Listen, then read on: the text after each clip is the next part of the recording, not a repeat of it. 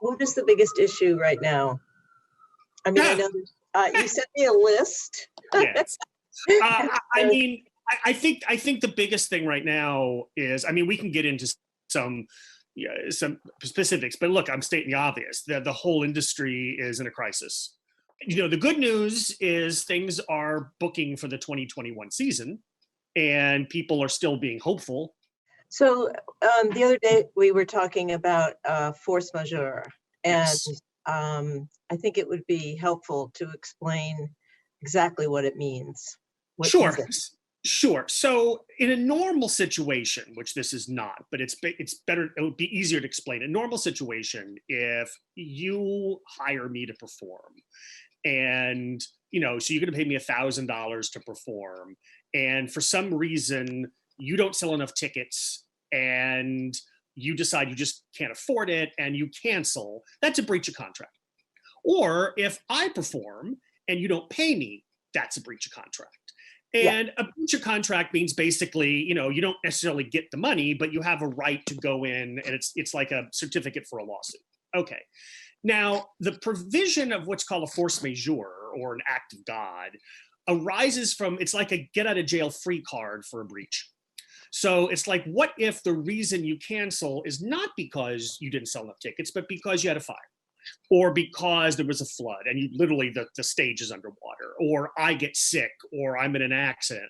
All right, well, if the reason the reason you've canceled is because of something outside of your control, then I can't sue you. I'm stuck. So what happens? Do the idea, and this is where we're going right now, which is, okay, so you've got a fire, but why should I suffer? Well, that's what a force majeure is all about. Everybody takes the loss. And the whole idea of the force majeure act of God is that it's something that the parties couldn't control. As this right. progressed, it became clearer that this was a worldwide act of God. We're in uncharted territory. You're not going to this is not the time, if ever, to start getting into contractual disputes. And what we need to do is figure out as a community, how do we deal with that? Yeah. So you mentioned artists who wanted to come over here, and there are some who did come over here, I Yes, imagine.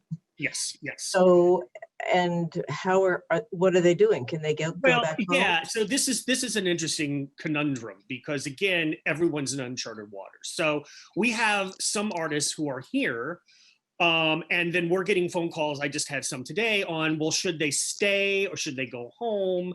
The problem is, let's say you're here on a visa, an artist visa, and you're supposed to leave. Okay, this is a real scenario. You're supposed to leave by March 30th. Okay, but the country you need to go back to has closed. You can't get to. And so, do you go to a third country, or do you stay in the US and run the risk that you'll overstay, and now you'll be an illegal alien at that point? So, for a couple of days, everyone's like, gee, what the hell do we do? Then the government, in its infinite wisdom, issued a solution, which is, again, not particularly a solution, but it's something.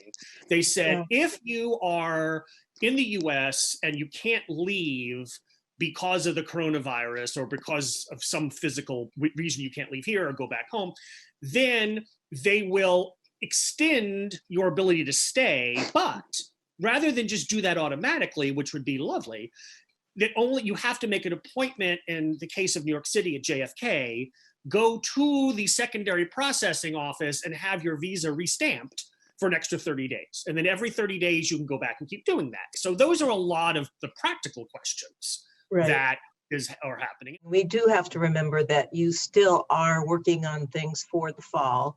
And Yes, we have to yes, remember that this is not the end of the world. It's just a kind of a suspension. absolutely. And we're Well, still, we're still having tours planned for September, October.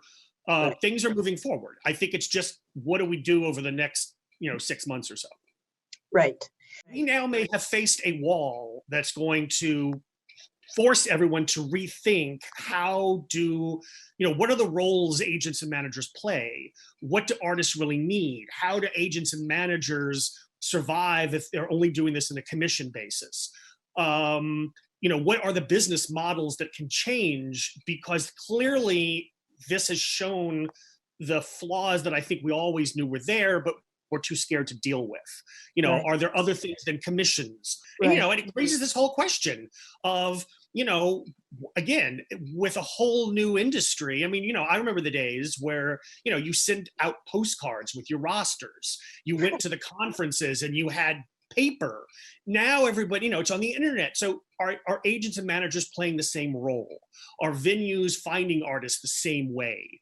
Are artists not being trained enough? And again, I'm speaking particularly in the classical world, to be entrepreneurial. I guess we have our work cut out for us going forward. I mean, it's the industry. I mean, it's a great family of dysfunctional family, but a family. Yeah. And we all need each other. And this is the time. Everybody is scared, but this has always been an industry that survives on creativity, survives on this weird balance that we have of, community and relationships. That's going to have to see us through, because everybody is facing, from, the biggest endowed nonprofits to the smallest clubs, are all facing a real crisis right now. Right. And so the message is help each other as much as you can. Yeah. Well, Brian, thank you. Thank God for martinis. I couldn't agree more.